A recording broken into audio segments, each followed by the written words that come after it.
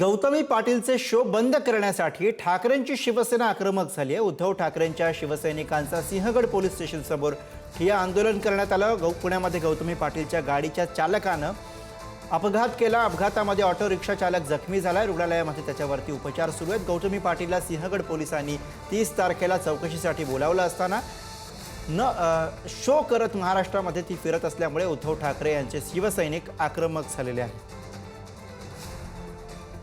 तर गौतमी पाटील हिच्या गाडीच्या चालकाकडनं हा अपघात झालेला होता आणि यासाठी पोलिसांनी गौतमी पाटीलला 30 तारखेला बोलावलेलं होतं, मात्र ती हजर न राहिल्यामुळे ठाकरेंची शिवसैनिक आक्रमक झाले।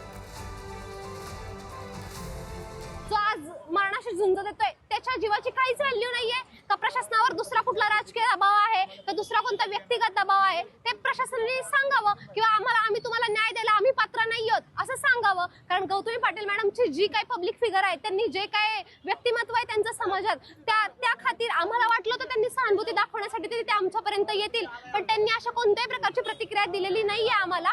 याचा अर्थ काय? पाटील मॅडम घाबरले आहेत का त्या कोणाला बॅकअप करतायत का ह्या मागे खरा सूत्रधार दुसराच कोणीतरी आहे? माझ्या फिर्यादी पण कुठेतरी मॅनेज झालेल्या आहेत असं मला वाटतंय।